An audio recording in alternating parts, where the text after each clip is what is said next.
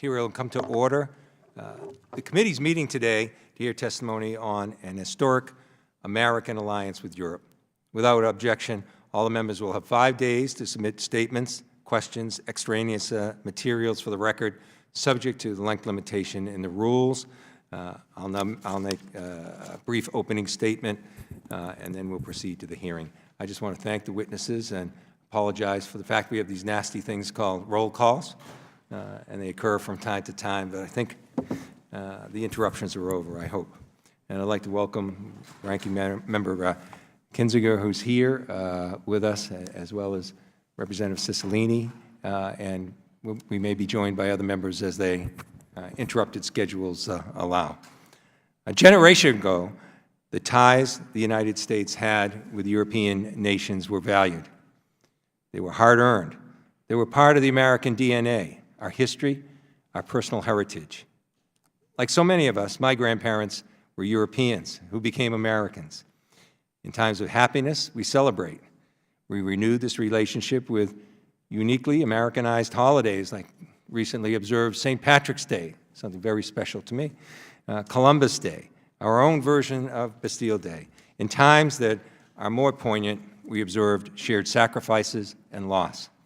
Memorial Day, Veterans Day, and personal loss. My own uncle was killed defending democracy on French soil.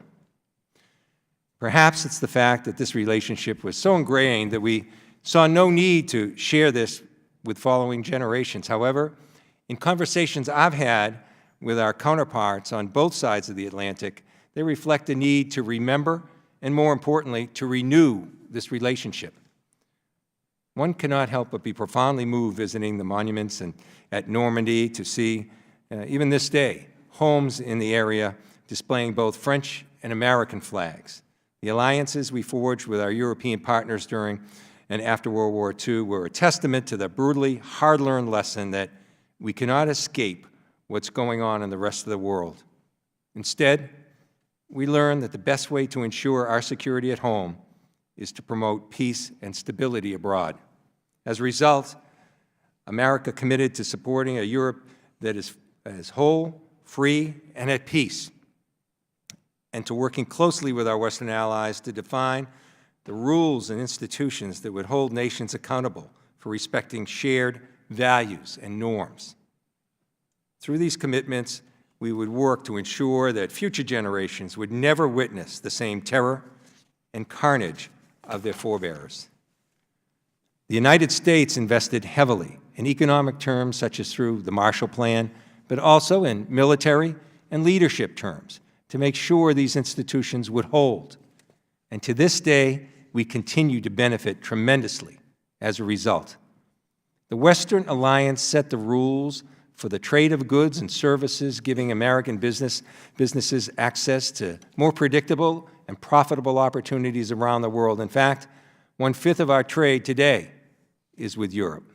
We also achieved a level of collective military strength that has since World War II deterred another major attack on the U.S.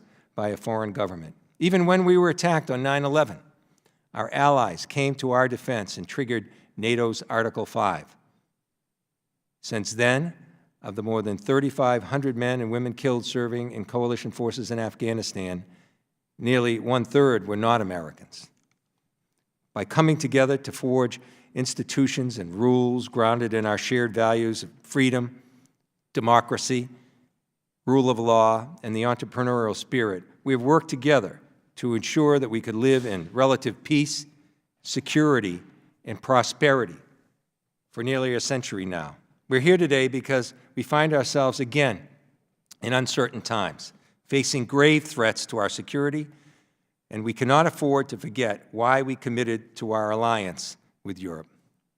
Today, there are renewed threats from nuclear weapons, not only in Asia from North Korea, but in Europe from Russia, and possibly also from Iran if they too decide to pull out of the nuclear deal.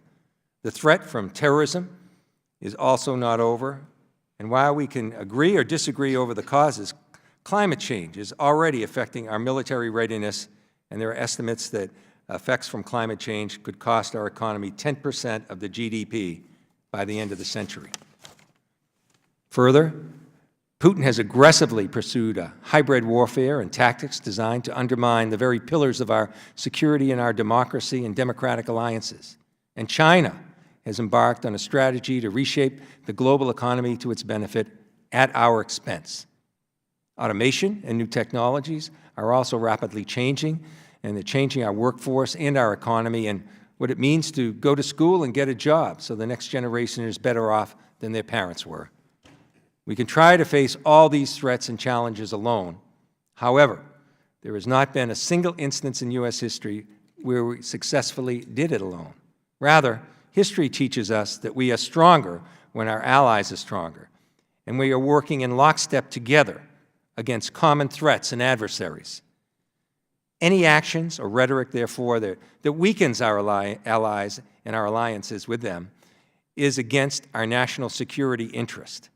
We must continue to strengthen our capabilities and cement ever closer ties with our European partners and, in turn, embrace the same from each other and every one of them. The greatest difference maker we have, and when I say we, I mean both the United States and Europe, the greatest difference maker we have versus China or Russia is that we have this historically unprecedented coalition, and they do not. Our European friends and partners, our NATO and non-NATO allies, the EU, and our joint multilateral institutions have been synonymous with the American prosperity and security, and that continues unchanged today.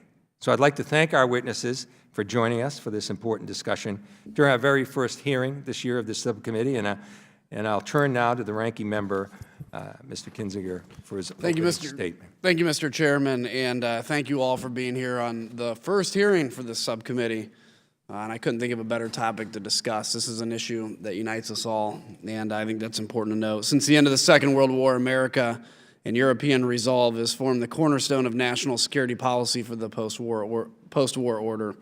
Through our partnership with European nations, we've successfully defeated communism, halted genocide in the Balkans, countered threats from terrorism, defended human rights around the world, and maintained cohesion with our like-minded democratic partners.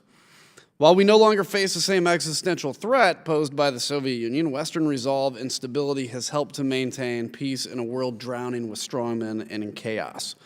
One of my growing concerns is our European allies continue to be reliant on oil and gas from Russia's strongman Vladimir Putin, who's using energy security to weaken our alliance. That's why I introduced with Chairman Keating H.R. 1616, the European Energy Security and Diversification Act, which last night passed the House with overwhelming bipartisan support.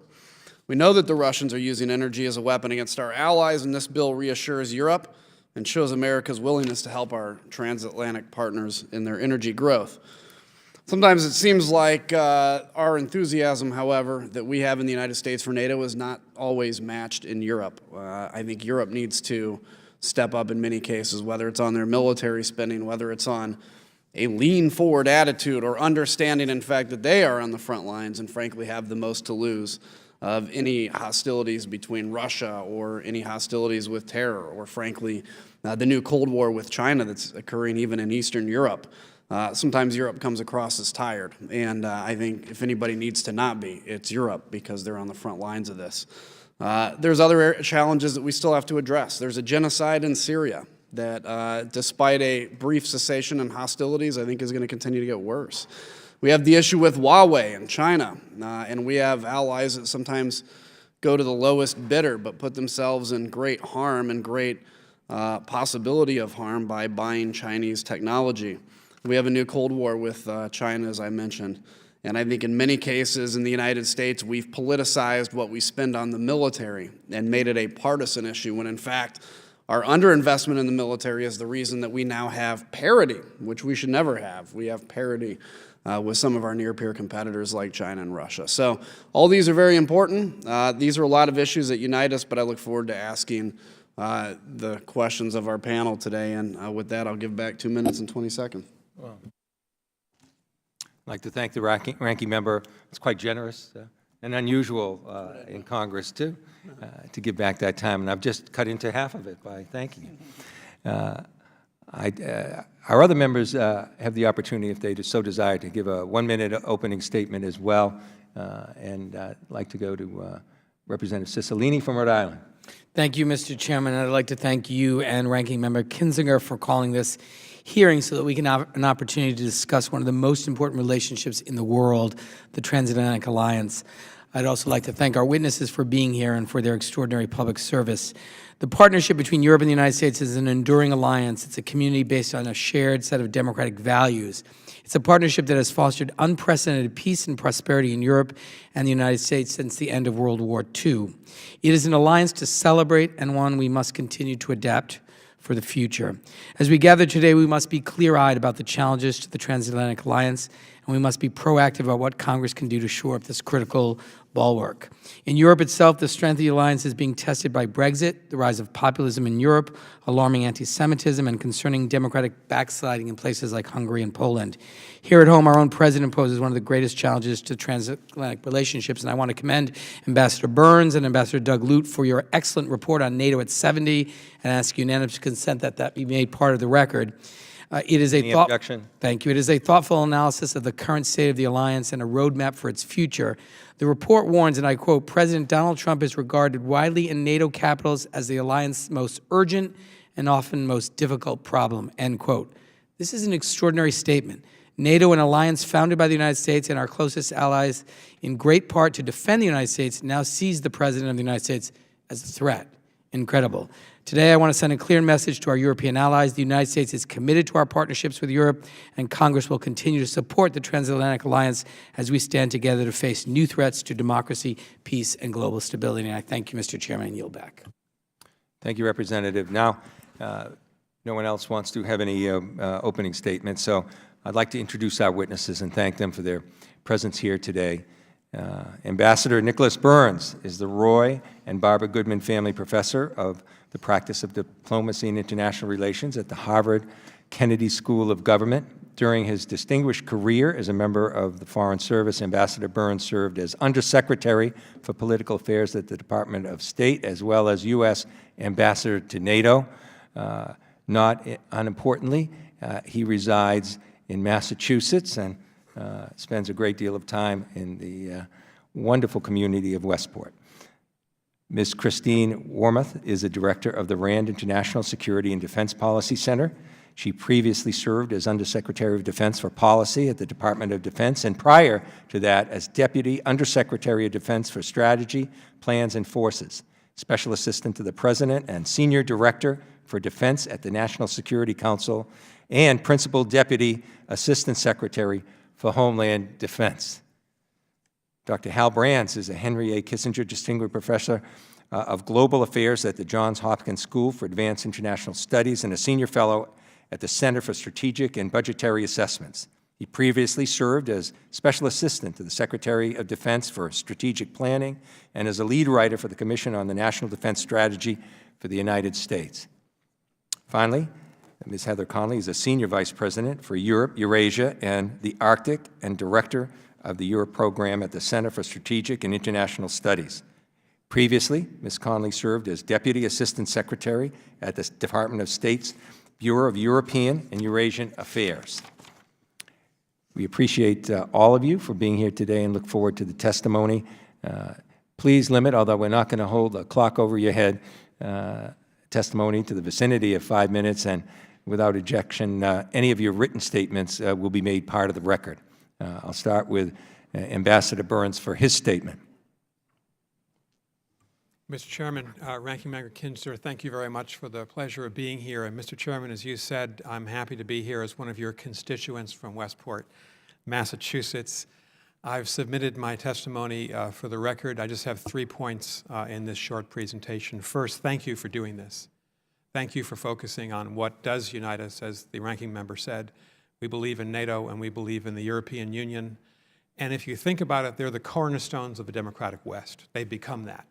The U.S. relationship with the European Union on economics and on political affairs and on climate change, and our NATO alliance. NATO prevailed in the Cold War. And when communism collapsed, in the words of President George H.W. Bush, who was a great transatlanticist, we found a Europe whole, free, and at peace. And that was a tremendous accomplishment for the United States. And the U.S. and the EU and Canada correspondingly created unparalleled prosperity on both sides of the Atlantic Ocean. And we learned a lot of lessons over the last 70 years. NATO's anniversary, of course, is next Thursday, April 4th of next week will be the 70th anniversary of the creation of the alliance. We learned that engagement with the world and our leadership in it strengthens the United States. And the major insight that the founders had, Truman and Eisenhower, Atchison and Dulles, Republicans and Democrats, was that to defend the United States at home, we have to be deployed overseas. We have to be in Europe, in alliance with the Europeans, and that's how we've kept the peace in great power relationships since the Second World War. That's my first point. My second point is that, much I think to everyone's regret, certainly mine, much of what we've achieved may be at risk, as President Trump has belittled and, in my view, weakened NATO, and he's branded the European Union as a foe of the United States, the first president to do that. Congressman Cicilline mentioned the report that Ambassador Doug Lute and I have just authored on NATO at 70, which we term an alliance in crisis. We say there that NATO's largest problem is that for the first time in its history, it lacks a strong, principled voice in the White House, in the American presidency. We've always had presidents, Republican and Democratic, who believe in NATO, and right now we have a president who has failed to commit clearly and unequivocally that he will back up an Article 5 scenario, an attack, a threat of attack against one of our allies. He's also failed to lead the alliance in responding to President Putin's interference in the American election in 2016 and the Dutch, French, and German elections of 2017. And I think most importantly, he's become a constant critic of the small d Democratic leaders, Angela Merkel, Emmanuel Macron, Theresa May, in Europe, while he has embraced some of the anti-democratic populist leaders like Viktor Orban in Hungary. We hope, I certainly hope, that Congress can right the balance. You did at the Munich Security Conference on a bipartisan basis. And there are bills in Congress that would reaffirm our Article 5 commitment, which I certainly believe Congress should act upon.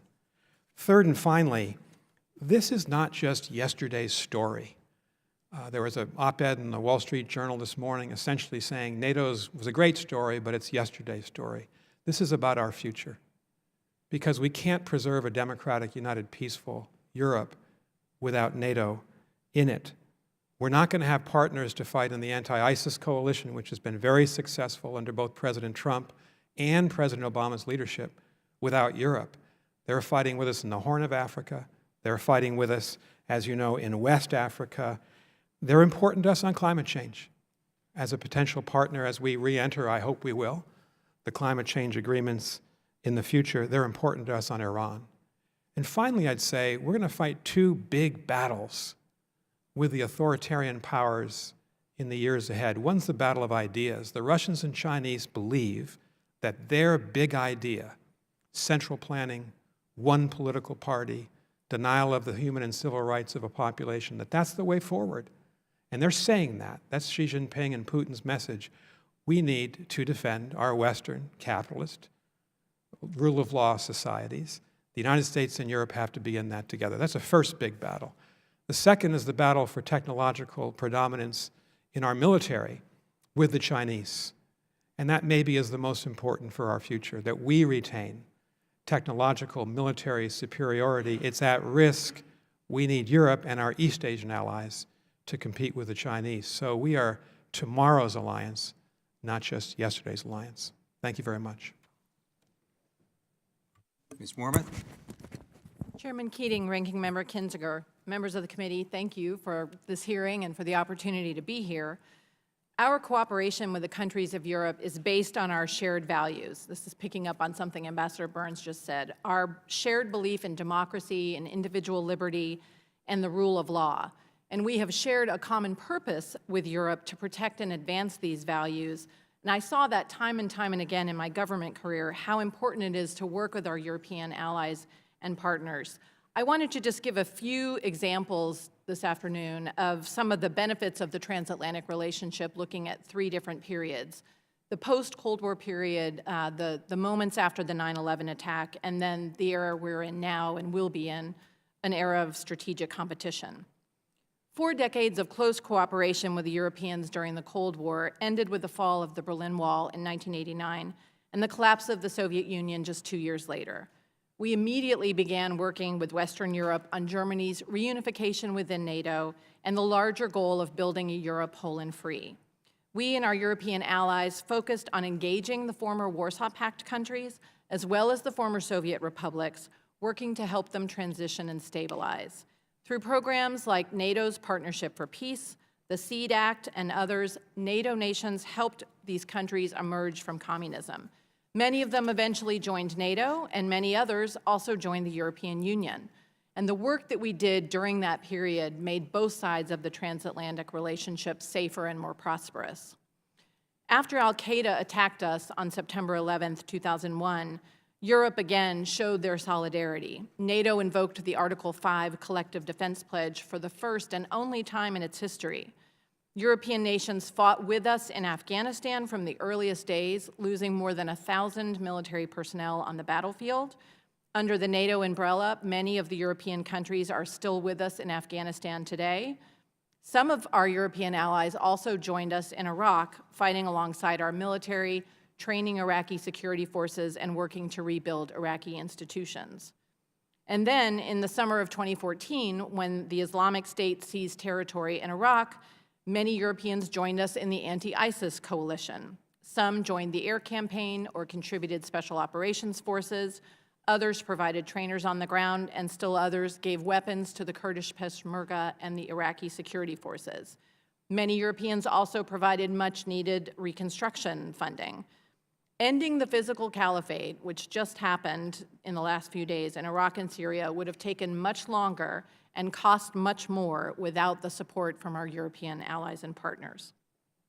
Our close relationship with Europe has given us basing and access rights that the United States that would help us not only defend Europe if we had to, but also help us defend our own interest far from our shores. The network of American bases we have in the UK, Germany, Italy, Spain, Greece, and Turkey are strategic assets that help us respond more quickly, whether it is to conduct non-combatant evacuations, provide humanitarian assistance, or respond more quickly to crises. It's also important to note we've cooperated with Europe on a range of non-military challenges. In 2013, several European nations helped with the destruction of Syrian chemical weapons. During the 2014 Ebola crisis in West Africa, the UK and France sent military personnel, and the EU contributed substantial financial resources to the countries fighting the disease. As Ambassador Burns says, the Europeans also worked with us to negotiate the nuclear agreement with Iran and the Paris Climate Agreement. And although the United States has withdrawn from both of those agreements, the Europeans have stayed in both. Now, as we look to this new period of competition, Europe continues to help us pursue our strategic goals.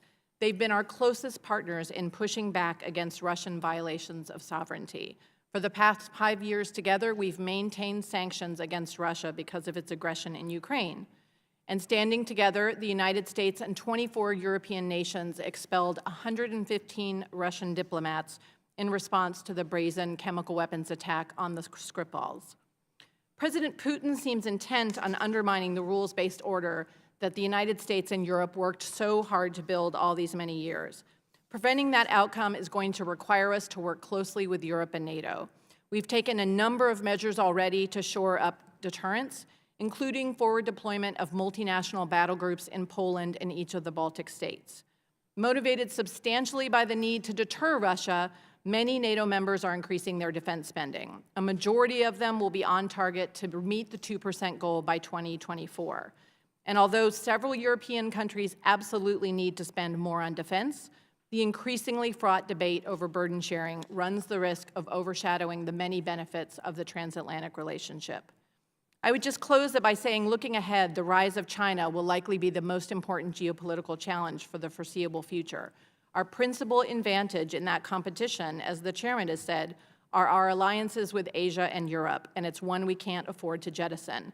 So just as we've worked together on security in Europe, We need to work closely with Europe today to form common political, economic, and security approaches to China. Thank you. Thank you, Ms. Mormuth. Dr. Brands? Mr. Chairman, Ranking Member Kinzinger, distinguished members, thank you for having me. I'll jump right in the interest of brevity. So the modern transatlantic relationship anchored by NATO emerged after World War II during the early Cold War, and the creation of NATO in particular marked a historic departure in U.S. policy that was rooted in a threefold logic. It reflected a realization that America had a profound interest in shaping a favorable balance of power in Europe, and that persistent U.S. diplomatic and military engagement was the only way of doing so. It reflected the idea that only a U.S. security guarantee could provide the reassurance necessary to generate economic recovery and prosperity and protect democratic institutions in Europe. And finally, the U.S. commitment was meant to suppress historical rivalries between Germany and its neighbors and thereby facilitate European economic and political integration. Over the subsequent decades, the U.S. role within NATO and the alliance itself have evolved considerably, but for generations, that relationship has produced a range of critical benefits, not just abstract global benefits, but concrete benefits for the United States. First, NATO has significantly increased America's military punching power. During the Cold War, European forces were vital to maintaining something like a balance of power vis-a-vis the Warsaw Pact. Since the Cold War, NATO countries have made significant contributions to every major U.S. military intervention. America almost never goes to war alone, and a key reason for that is that it can draw on the support of European allies. For decades, the U.S. relationship with NATO has also provided access to bases, logistical facilities, and strategic real estate that make it far easier to project American power. Second, the relationship with NATO provides geostrategic influence and global stability. NATO binds some of the richest countries in the world to the United States. It thereby helps us maintain a significant overbalance of power vis-a-vis any competitor. NATO has deterred aggressive states that might be attempted to destabilize Europe or the broader international system. It has tamped down European instability by making it virtually unthinkable that war could occur between NATO members. NATO also acts as an impediment to nuclear proliferation by convincing historically insecure countries, such as Germany and Poland, that they do not need the world's absolute weapon. Third, NATO enhances U.S. diplomatic leverage. Put bluntly, Europeans have to listen to us on European and global issues because the United States plays the leading role in NATO, and that makes it the central player in European defense. The United States has also used NATO and its institutional structures as vehicles for deep cooperation on counterterrorism, counterproliferation, counterpiracy, and other challenges. Fourth, the relationship with NATO provides economic benefits.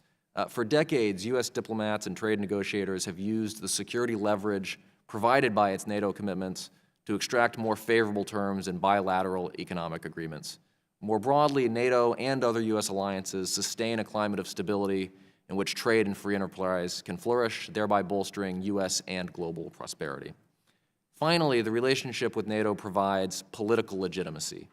Formal alliances like NATO provide greater international legitimacy for the use of force, especially in cases such as the Kosovo conflict, when we cannot secure a UN Security Council resolution. Allied support also enhances the perceived legitimacy of military action at home. For all these reasons, maintaining a strong transatlantic relationship is critical to U.S. interests. There are, of course, challenges that are currently testing the U.S.-NATO relationship, just as there have always been such challenges. I discussed those challenges at greater length in my written statement, but just a short list would include building a stronger and more credible deterrent against Russian aggression in Eastern Europe, ensuring that key allies such as Germany are making necessary military investments, adapting the alliance to confront unconventional threats like political warfare and economic coercion, reconciling NATO's collective defense mission with its out-of-area responsibilities, confronting growing political illiberalism within parts of the alliance, and most importantly, reversing the erosion of U.S. credibility within the alliance as a result of statements questioning America's Article 5 commitment. The seriousness of these challenges should not be understated, but I believe that the transatlantic relationship can overcome them, just as it has overcome even greater challenges before, so long as the United States continues to provide the leadership that's proved so important for the past 7 decades. And if anything, I think the relevance of NATO to American strategy is increasing today, not simply because of the Russian threat, but because it is hard to imagine any effective strategy for dealing with an autocratic, assertive China that doesn't include deep cooperation between America and its closest democratic allies in Europe. Thank you. Ms. Conley. Thank you, Chairman Keating, Ranking Member Kissinger, members of this committee. What a privilege it is to be your kickoff hearing. Thank you so much. And let me just say thank you for the kind invitation to NATO Secretary General Jens Stoltenberg to speak at a joint session of Congress next week. That sends such an important message, so thank you for that leadership. 70 years ago, the United States knew who we were, what we stood for, and what we needed to do to safeguard freedom. We were the good guys. We stood for freedom. We were those can-do Americans, said with equal parts envy and exasperation by our allies. America's greatest generation, having fought twice in Europe in the span of 28 years, understood the extraordinarily high cost of freedom and the scourge of nationalism and hatred. To honor that American sacrifice from 2 world wars, that generation of leaders knew that European stability was essential to ensure America's security, exactly as you said, Chairman Keating. And it understood that strong alliances win wars against aggressors, then and now. As I was preparing for this oral statement, I looked under my computer keyboard, and I keep a copy of Senator John McCain's farewell message to the Munich Security Conference last year, which Mrs. McCain read. And it inspired me, and I just want to offer this quote to you from Senator McCain. "Together with our allies, we kept faith with those on the other side of the walls that divided the oppressed from the free. We were confident that they wanted the same things we did: freedom, equal justice, the rule of law, a fair chance to prosper by their own industry and talents. This is our greatest inheritance, and it did not happen by accident." Today, I would argue we are having a tough time answering the question of who we are and what we stand for. We are tired of spending funds overseas that are so urgently needed at home. We are frustrated and burdened by the yoke of leadership. We want others to shoulder that burden, and sometimes we appear as victims that other countries are taking advantage of. Congressman Kissinger, you noted how weak our allies are acting right now. They're very divided. They're having a hard time resisting China's economic strength. I would argue Russia's malign influence. We cannot take America's greatest foreign and security policy success, Europe, for granted. We need to engage them. We need to work with them. We need to push them very hard, but that requires deep American diplomatic, economic, and security engagement. But I leave you with this final thought. This discussion is really not about our allies. It is about who we are and what we stand for in the future. This anniversary gives us an opportunity to put forward the hard-fought wisdom, values, principles, and knowledge of previous American generations, but we must bring it forward to a new generation. I have to convince my young daughters why NATO is as important to them as it is to me. As representatives of the American people, you must do this. As former officials that are sitting on this witness table, we must do our part as well. This is our greatest inheritance, and we must fight every day to preserve it and strengthen it. Thank you. Well, thank you, Ms. Conley, and thank all the witnesses. In a very short period of time, I think you capsulized what this hearing is about. And I, too, had the privilege of going to the Munich Security Conference as part of the CODEL led by Senator McCain. What an experience that is, trust me, in every respect. But his patriotism, his love of this country, his understanding of the role of our country, and an understanding of the alliance that we're talking about was as deep as any person I had ever met in my life, and he will be missed. One of the best legacies we can all serve to honor him is to do our best at this difficult time to move forward. Because, in my opinion, this isn't just a hearing. This is really the beginning of our central mission of this committee during this Congress. Each of us are here and have been elected at different times in our country's history, but I honestly believe that what we do as a Congress during this 2-year period in particular will have fundamental impact on our relations with our most important allies and create a bond of greater security and prosperity in our country in an area where we've never had such an ability to do so.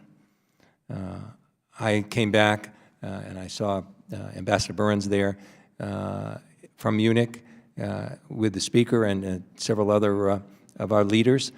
Just a little over 3 weeks ago, we had the opportunity to go to Brussels after that, and in the whole course of that met with most of the key European officials. And really what I want to get to is this. I was really taken aback by the depth of the challenge we have in front of us as a Congress. There was a poll in Germany that came out just about the time that we got there, and it showed that the German people had 85% unfavorability towards the United States and only 10% favorability. The German people, those are among our closest allies, people that, as our witnesses have detailed, have fought with us and lost lives. So these are the critical issues we have in front of us. And also, we met with those leaders. And I'll share with you, without identifying them, because it was Chatham rules that took place in these private meetings, but during those recent meetings, during those meetings that we had, the leaders were using words like painful, hurtful, describing our actions at that time. They centered, for instance, on the U.S. rationale for the tariffs that are imposed on Europe right now, and they wanted us to explain why we were using emergency security powers to impose those tariffs. They said, when did we become your enemies? When did we become a security risk to your country, our closest allies? So if you could, I think that's why I led with this question. We have work to do with the people in Europe.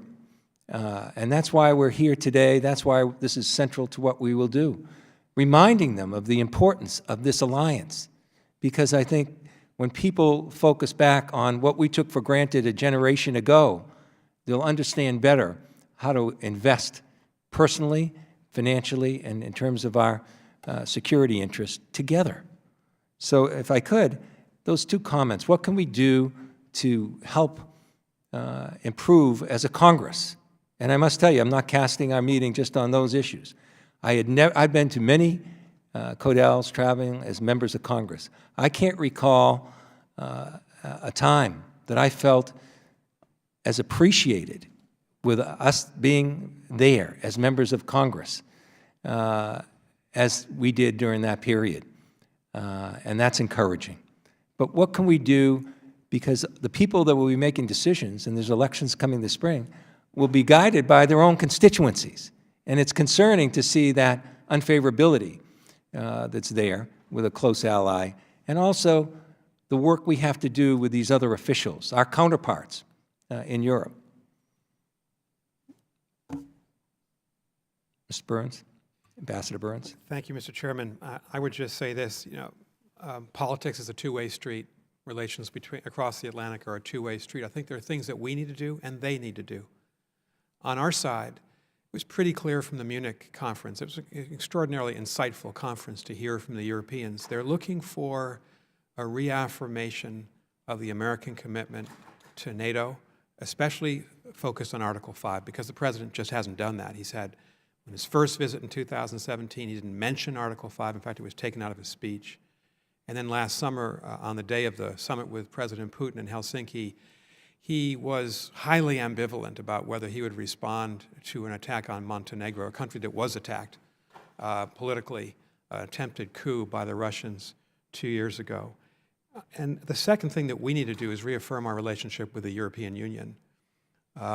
Every president since the coal and steel community was created in 1948 has believed that the European Union is a partner of the United States. It's in our interest to see them succeed.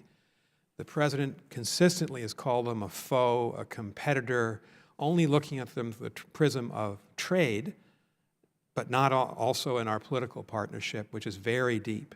I think on their side of the ledger, and here the ranking member, I thought, made a very productive statement, we have to push the Europeans as well, as we always have. They are excessively reliant on Russian natural gas.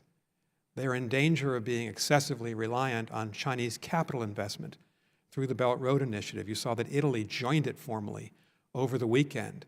They are insufficiently distrustful of Huawei on the 5G issue.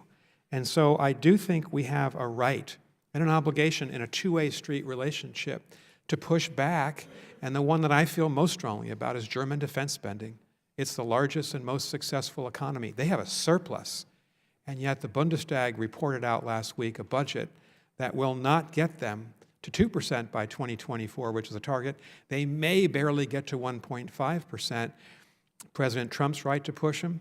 President Obama was right to push them. The only silver lining there, I'll finish on this, is that we've seen 4 consecutive years of real growth in European defense spending since Putin's annexation of Crimea, mainly not in Germany, but in the other allies, and that's something we can push forward on with them. My time is up, but I think that you'll have the opportunity to, the other witnesses, to address some of those issues with some of the other questioning. So I yield the ranking member, Mr. Kinzinger. Mr. Chairman, I'm going to swap places with Ms. Wagner. And I will say, from my side, if you could, let's be very disciplined on the 5-minute Yes. clock because of the hour. But I'll switch places with her, Mr. Chairman. I greatly appreciate the courtesy of the ranking member. I have to get to a financial services markup, and so I'm on roller skates today. And thank you, Mr. Chairman, for organizing this hearing. And thank our witnesses. I had the great privilege of serving as the United States ambassador in Western Europe under Ambassador Burns. And Ms. Conley, I would like to associate myself with your opening statement greatly. Although we work closely with partners in the EU bloc, our goals are not always in step. We have historically relied on the United Kingdom to bridge gaps between the United States and EU countries. Ms. Conley, how will the UK's departure from the EU affect EU policies in areas of interest to the United States, such as sanctions and trade and regulatory policies? Thank you so much for that question. It will, the European Union will be greatly reduced should the United Kingdom depart the EU. And on an almost daily, hourly basis, this story is in constant change. So, but all things being equal, the United Kingdom provides for the European Union a very export-oriented, very market economy-driven. It's driving the European Union on foreign and security policy, and this will be a great loss to the European Union when the United Kingdom leaves. If anything, we focus too much on the ins and outs of this extraordinary Brexit debate, but we haven't focused enough in thinking about how much the EU will diminish, and in some ways how much the United Kingdom will diminish from being out of the European Union. This is why we're seeing in the EU the creation of what they're calling the Hanseatic League, which is Northern European economies that are trying to, in some ways, fill the space that the UK will leave in being market-driven, export-driven, much different from the Southern European There will economies. definitely be a void. Ms. Wormuth, many of our European partners share the United States' concerns regarding Russia's noncompliance with the Intermediate Range Nuclear Forces Treaty, or INF. The United States has since withdrawn from the INF with NATO support.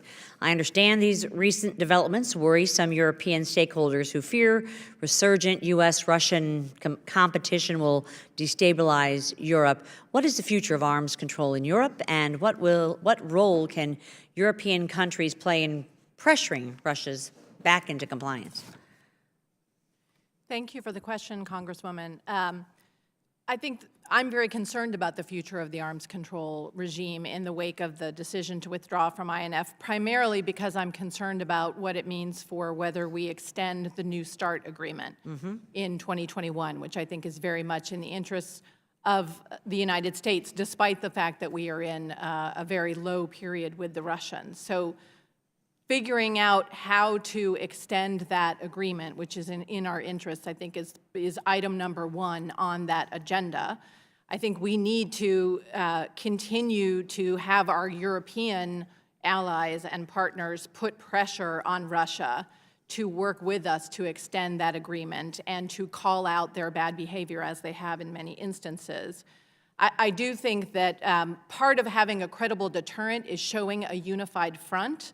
And I would have liked to, I think the way the United States withdrew from INF did not shore up that unity inside of the alliance. So going forward, we need to coordinate so that we show a unified front. Thank you, Ms. Warmoth. Ambassador Burns, during the Cold War, our alliances with European countries helped the United States maintain a durable balance of power vis-a-vis the Soviet Union, preventing catastrophic conflict, frankly, between the great powers. Today, we are seeing China step into the balance, or into the place, I should say, that the Soviet Union once occupied.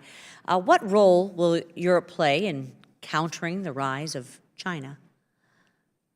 I think, as Heather Connolly said, the Europeans seem to be disorganized and not united on how to respond to China. A great deal of divisiveness as the Chinese seek inroads. The Chinese are running and own the port of Piraeus, Yes. biggest port in the Eastern Med, significant investments in the Balkans, now in Italy. So the European Union needs to organize itself, needs to develop a common policy, because this is a major threat. And they understand that the military advantage that the United States has had since the Second World War will be at risk if in AI, machine learning, quantum computing, biotechnology, our government does not have the ability to keep up with the Chinese in the technological arms race. Europe's got to be part of that. Their labs, their tech companies, their research universities have to be with us and united in that. So I think that on a NATO basis, China has become an issue. And in Ambassador Lutz's report that I did with him, that's one of our recommendations. We have to think about China as a threat. General, I would close on this, Congresswoman. General Milley said this morning, when he testified up here on the Hill, that he felt that Russia was still the great existential threat. I think we're facing two big authoritarian threats in Europe. I agree. Mr. Chair, my time has expired. Again, I thank the ranking member for his courtesy. Well, thank you, Representative. Thanks for bringing that point across, because one of the highest-ranking members of the EU that we had private conversations with said, if we're in the course we are now, and we could look back 30 years from the future, we would find out by far the greatest threat is China and their activities. I yield to Mr. Cicilline, who I understand might yield his position in time. My position, not my time. I thank my friend and the colleague from Rhode Island for yielding his time. I have another subcommittee that is going on. We have an all-star with group of testifiers today, and I want to thank you all for your service to our country and your efforts there. Chairman Keating, I want to commend you for these efforts. I do agree that we are in a transitional time in world history, and I think this subcommittee will and can, if we do, play an important role in a combination with our allies in Europe in being, in essence, the glue that reaffirms, as we stated earlier, the importance of this transatlantic relationship. 70 years of this history is the longest peacetime period in Europe in over 1,000 years. I am certain that the majority of Americans, certainly the majority of Europeans, do not think about that. Probably a majority of them don't even know that these institutions that we've helped create, from NATO to the other efforts with the European Union and the stabilization of that, the World Trade Organization, the list goes on. These are things we did not just for Europe, we did it for ourselves. Countries do what's in their own interest. And this peace dividend that has resulted in this 70-year transatlantic partnership must be reaffirmed. So let me ask you a few questions here, and I just want to go quickly through it because of time. Ambassador Burns, do you view the European Union as our adversary? No, they're our partner strategically. Ms. Warmoth, do you view the European Union as our adversary? No, I would affiliate myself with Ambassador Burns's view. Yes, and Ms. Connolly? Absolutely not. The European Union is our great partner. And Hal Brands? The European Union has provided the political and economic cohesion to go along with NATO's military cohesion. Right. And I think that some of the comments made here earlier, certainly there are wealthy countries in Europe that should do more in terms of their commitment. Germany being one of them. And we need to continue to push them as the previous administrations have done. But there's constructive ways that you can do that. And I know the chairman here and I, as chairman of the Transatlantic Legislators Dialogue, are committed to doing just that. But I think, and I'm looking for the four of you to give us some thoughts and suggestions on how, at this transitional time in history, we can use these institutions, these committees, these efforts with the NATO PA and the Transatlantic Policy Network to be this glue that reaffirms that America still cares. Because the comments that Chairman Keating made when I was at Brussels last month with him and others, these are questions that our European friends are asking. Where is America? And they are dealing with the same challenges that we are: populism, extremism, fear from immigration, racism, bigotry, anti-Semitism that not only is raising its head here, but in Europe as well. So what suggestions would you have in terms of using our legislative tools with our partners in Europe over the next 2 years? Ambassador Burns, you want to begin? Quickly. I would just say that Congress has a real opportunity here. If the administration is not willing to work with the Europeans on refugees or climate or Iran, and there's a question about whether or not the Trump administration actually sees the EU as a strategic partner, Congress can step forward.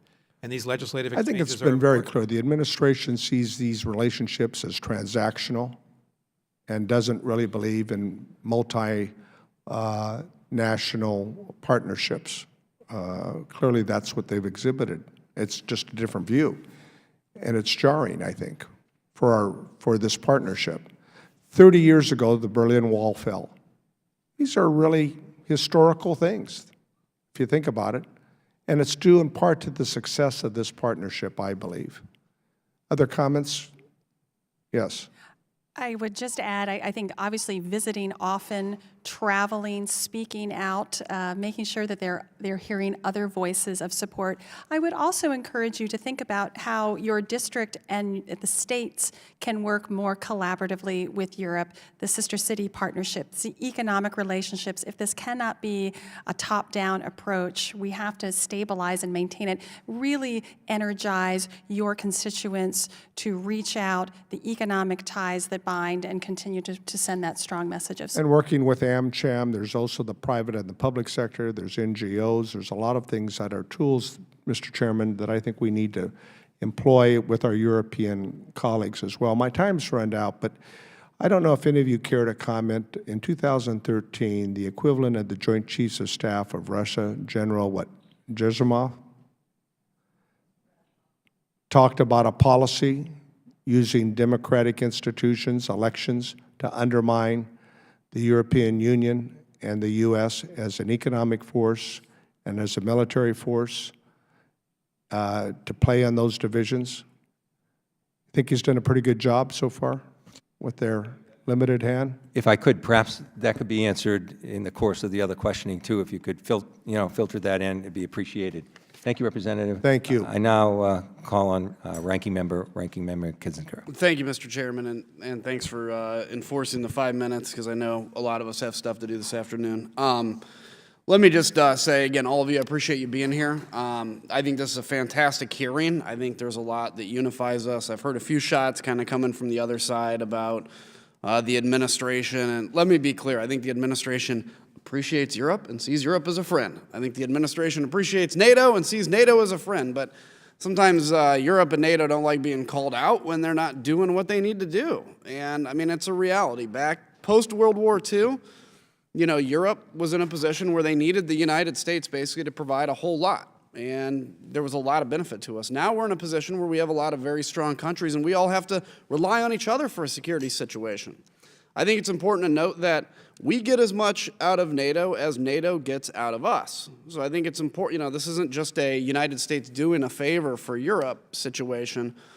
But that said, the fact that we all kind of have something to play, I don't think there's anything wrong with calling out Europe when they're falling short in those areas. And I think looking at the issue with Russia, As the chairman mentioned, others mentioned, Russia is a huge problem. We see it in our own hemisphere as we get reports that Russia has landed troops in Venezuela, a socialist nation that is failing its people, that are starving to death, and Russia once again appears to be using its military, as it did in Syria, to hold a terrible person in power because it benefits them in power. So that's why pushing back against Russia through NATO in Europe, taking away energy as a weapon for them, pushing back against them in our own hemisphere, which we've neglected for too long, is very important. And we need our friends in NATO to step up with us. We need them to spend a little money with us, too. Ms. Conley, I want to touch on Germany with you, and I want to ask you a question. Germany's willingness to continue the construction of the Nord Stream 2 pipeline and to connect 5G through the Chinese telecom firm Huawei is only a few of the questionable choices that they're making.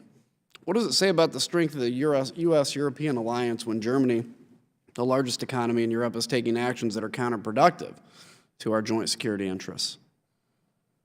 Thank you, Congressman. That's exactly what we do. We work on tough problems.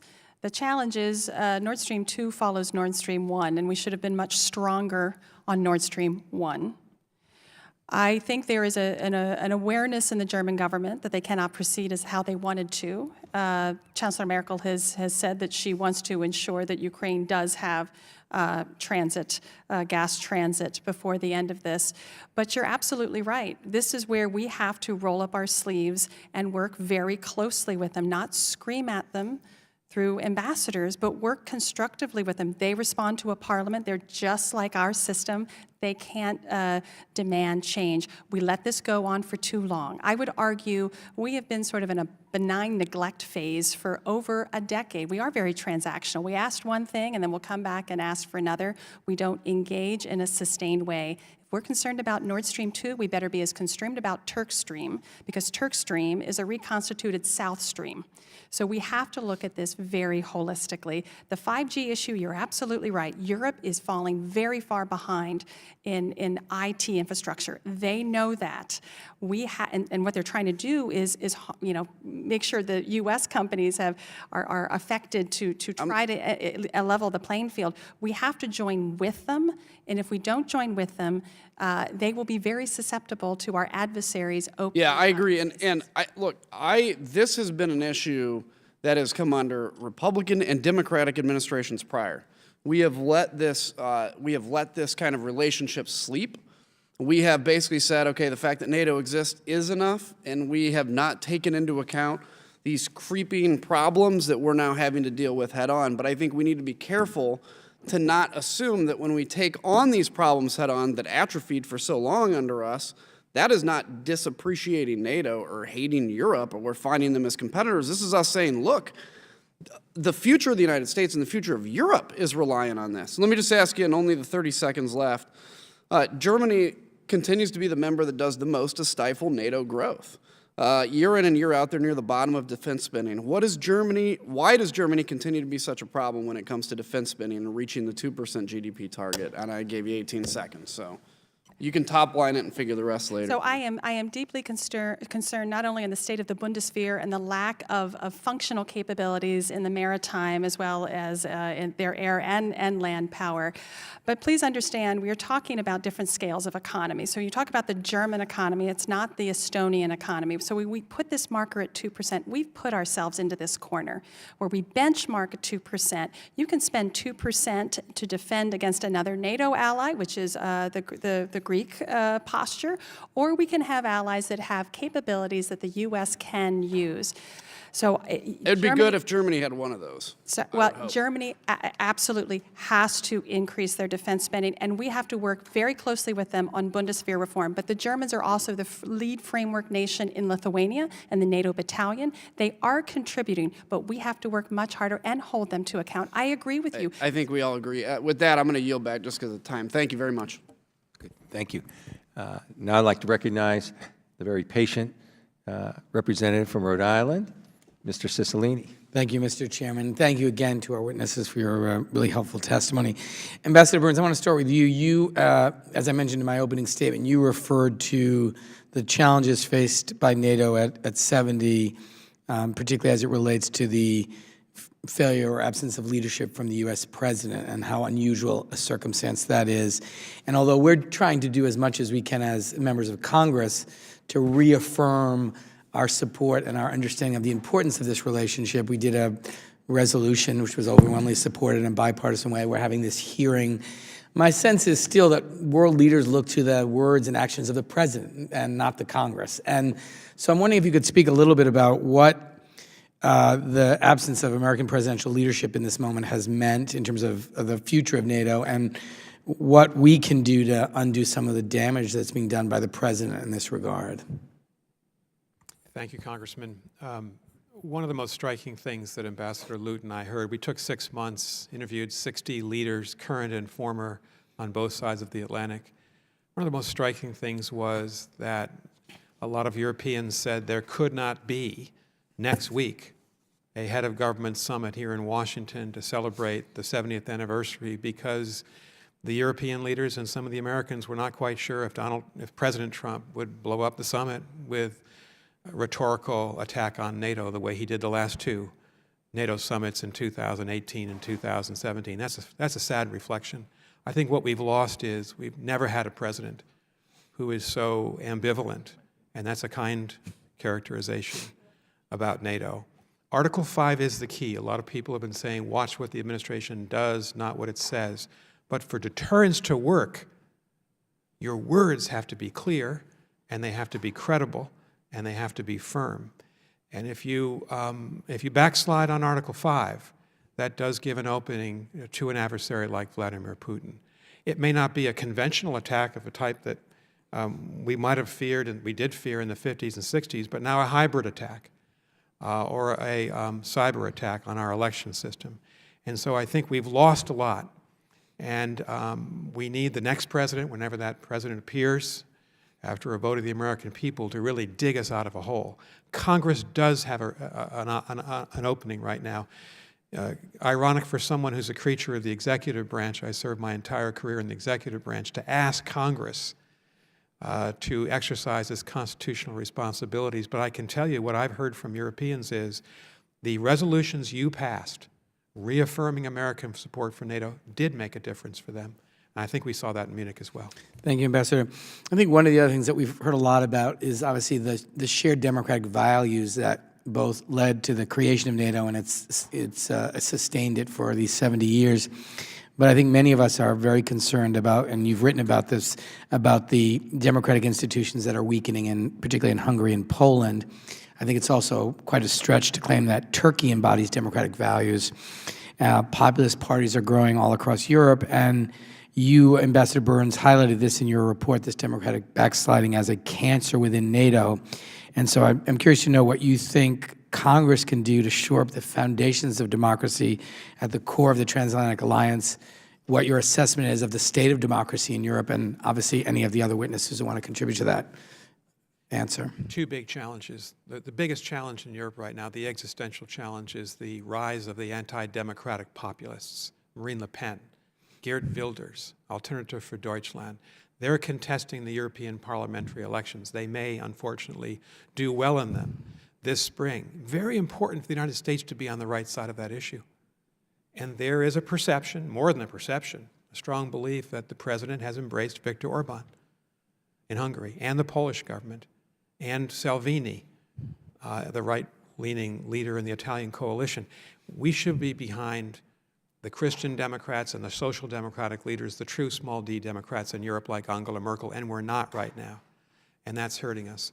On the NATO side, I have to tell you, when Ambassador Lute and I suggested in our report that NATO look into the democratic practices of Hungary, Poland, and Italy, there was widespread opposition among most of the people in NATO. They said it'll divide us. But NATO is not just a military alliance, it's a political alliance. The values, second sentence of the Washington Treaty is about our values, rule of law, democracy, human rights. We've got to pay attention to that. There ought to be an annual assessment of whether countries are backsliding. There have to be some penalties, but right now there is no agreement in NATO that we should do that. Thank you. My time has expired. Thank you, Mr. Chairman. I yield back. Thank you, Representative. And Chair recognizes the gentleman from Indiana, Greg Pence. Thank you, Chairman Keating and Ranking Member Kissinger. Thank you for holding this important meeting. Thank the panel for their service to this country, and thank you for being here today and providing a lot of information. In some of your written testimony, Ambassador Burns and Ms. Connolly, you stated, NATO deters Russian President Putin from invading or seeking to destabilize our NATO allies in Eastern Europe. And two, the United States must return to Europe economically through enhanced trade and investment partnerships. I'd like to discuss these items and switch gears a little bit from some of the things we've been talking about and talk about energy security. According to our Congressional Research Service, the EU remains highly dependent on Russia for natural gas. More than 40% of total European gas imports are from Russia, and some EU members are almost totally dependent on Russian gas, as you know. At the same time, Russia has demonstrated its willingness to use its energy resources to further its foreign policy. For example, Russia cut off gas supplies to Europe for periods in 2006 and 2009 and has repeatedly manipulated flows through Ukraine.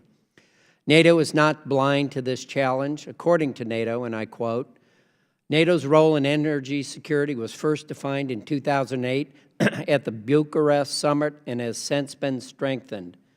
My question, is NATO, America's greatest security asset, doing enough to enhance energy security in the alliance, and what more should they be doing if not? And I ask each of the panelists. Congressman, thank you so much for that question.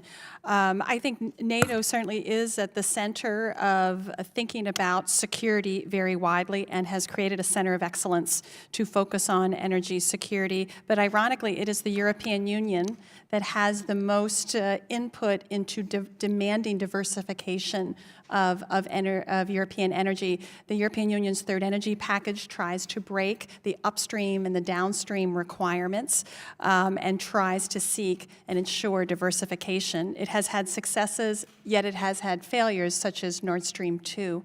We have to continue to work very closely with our allies to make sure that this cycle of dependency, and it's not just oil and gas, there is a malign economic influence that also comes as part of the dominance of whether it's Gazprom or Rosneft in NATO countries. We have to break that cycle of dependence, and this is exactly where NATO and EU cooperation is absolutely essential. NATO is the security provider, but the EU has the economic tools to try to help break this cycle of dependency.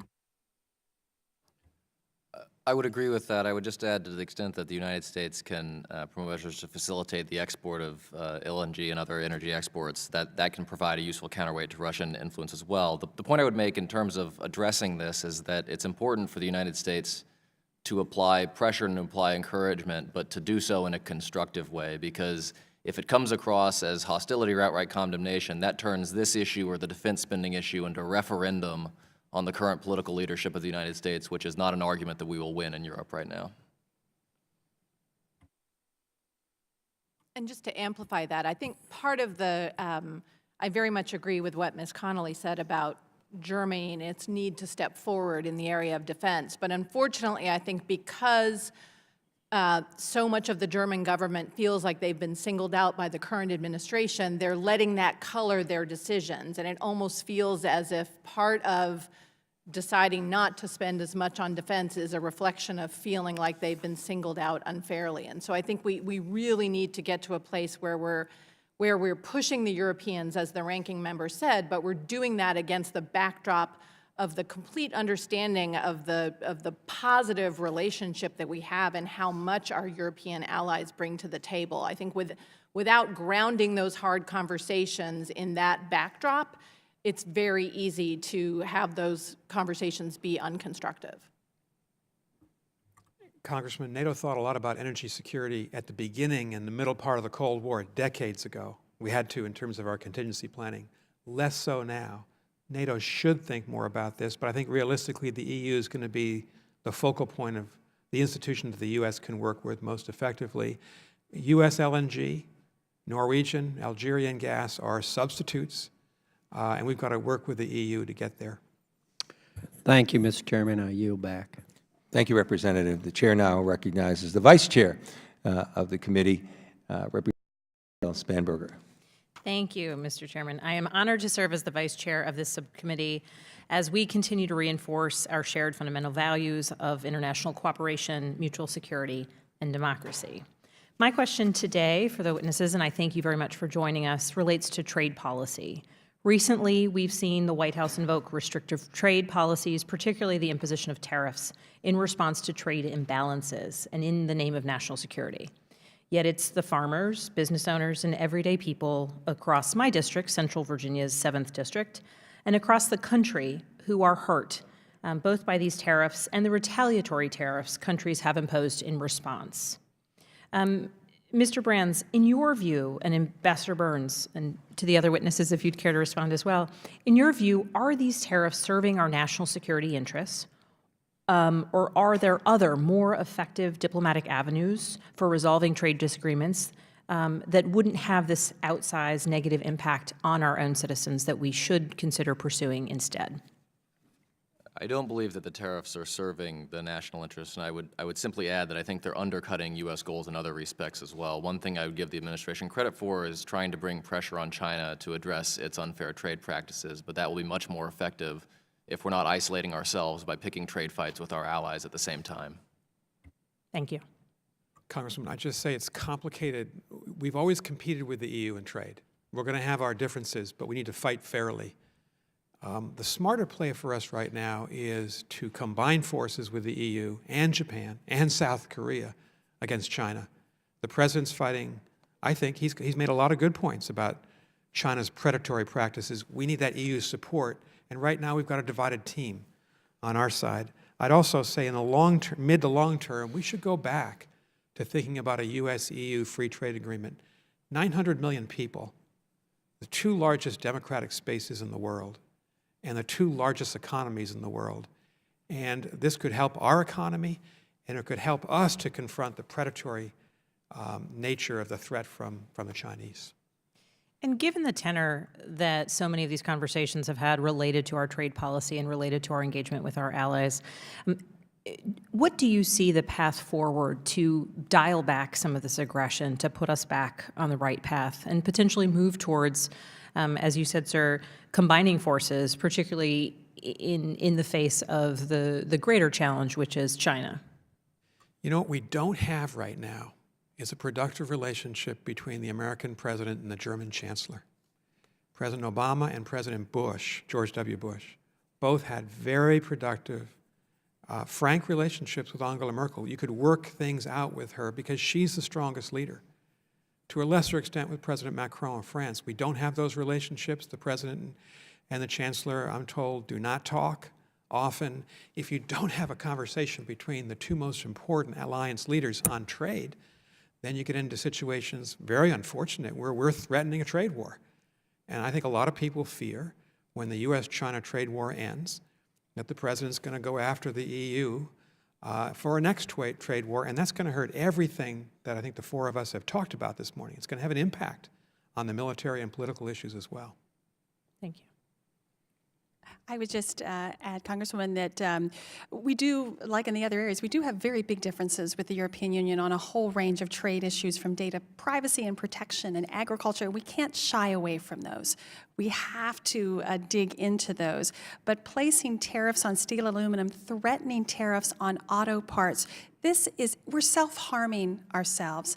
And it's exactly what we should have done, is create a Japan, EU, US full spectrum approach to China on state-owned enterprises, the whole sweep on the AI issues. We could have had a dramatic impact on China's behavior. We just are choosing to fight our allies and our adversaries at the same time. We need to husband our allies and go after the same thing.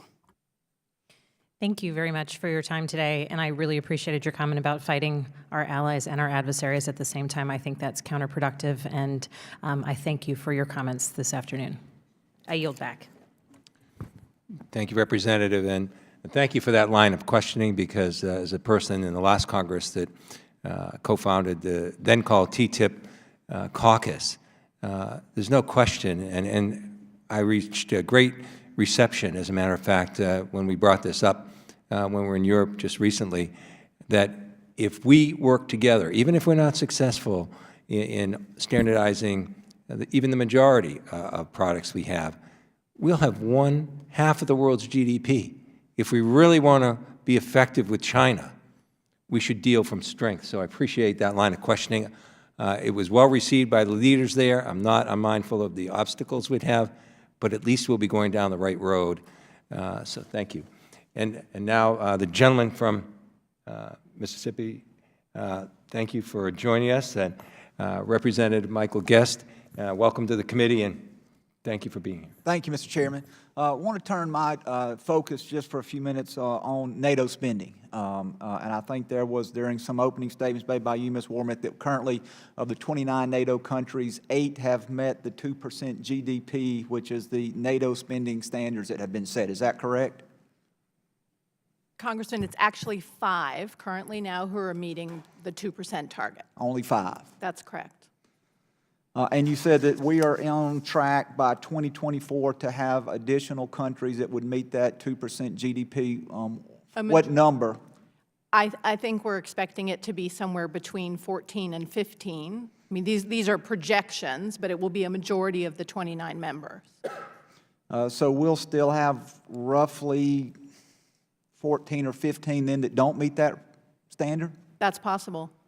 And some information that I saw, and tell me if any of you believe this is accurate or not, but some research said that in 2017, the U.S. paid for over 70% of the combined defense expenditures of NATO. Does that number sound accurate to you? Well, I think it's easy to mix up the math because there's NATO common funding, there's sort of NATO budgets, and then there are the individual national defense budgets. So I'm not sure which statistic that speaks to. All right, let me ask, I guess my question is, since we currently have only 5 of 29 countries that meet that, even in 2024, we expect only to have roughly half. You believe 14 to 15. What can we do as a Congress and what, I guess 2 things, what can we do and then what should we do to make sure that other NATO members are meeting their obligation? Ambassador, I'll start with you and I'll work down the table from left to right. You know, the real problem is in the parliaments of these countries, particularly in Germany, where the Bundestag does not want to spend the money, and they have, as you know, a surplus in their budget. So speaking to them, legislator to legislator, I think that's something that our members, Republican and Democrat, should do. Second, there is actually no common standard to how to measure 2% across the alliance. Individual allies measure it differently. We need a clean, regular metric that everyone can agree on, and I would say expand the 2% category to include spending on cyber defense and spending on intelligence, because some of the members, that's their comparative advantage. That's where they can help us, and right now we're not counting what they're spending under 2%. This is a major problem, but it really has to focus on Germany as well. So is what you're saying that we need to expand the categories that we consider counted toward that 2%, so we wouldn't be putting money necessarily 2% GDP into soldiers and battlefield equipment, but that money could be counted in additional spending? Is that your suggestion? That is a suggestion that Ambassador Lute and I made in our recent report, and it is striking to know that there is not a common assessment of how this is all measured. Some countries include pensions for military veterans, and some countries do not, for instance. But cyber and intelligence, that's very important to counter the Russian threat, which is the most pernicious threat to NATO now. Ms. Wormuth, do you have any suggestion what we can do to get the majority and ultimately all of the countries to that 2% GDP amount? I do, Congressman.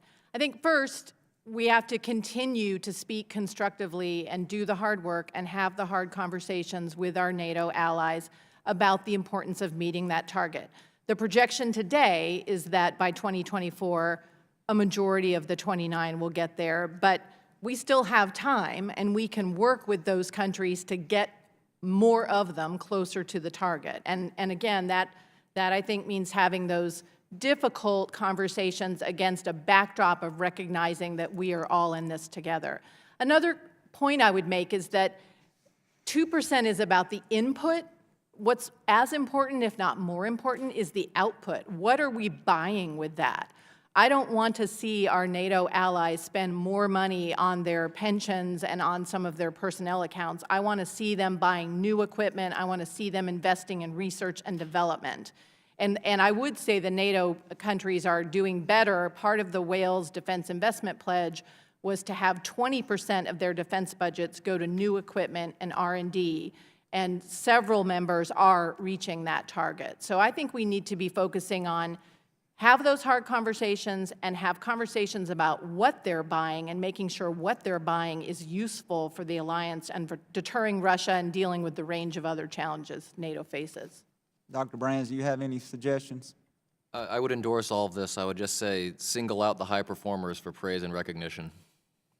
And then finally, I know I'm about over time, but Ms. Conley, I'll give you a chance to answer the question. Yes, thank you. And I think just to pull on Dr. Brands, I mean, we need to do more with those allies that are contributing more. More for more is how I would put it. Also appreciate that our allies provide host nation support in the basing, and that's a contribution. Many times when the U.S. invests in European security, there is a rebate. NATO plays through its common funds, reimburses the alliance. So it's not as clear and simple, but you're absolutely right. Every leader at the Wales Summit made a commitment to 2% to 2024. Now, like this Congress, they could not make a commitment of funding to 2024. They are democratically elected, but the trajectory has to be there. The capabilities have to be there. The message has been received, but boy, we have to keep their feet to the fire and accept no excuses. Thank you. Mr. Chairman, I apologize for going over, and I yield back.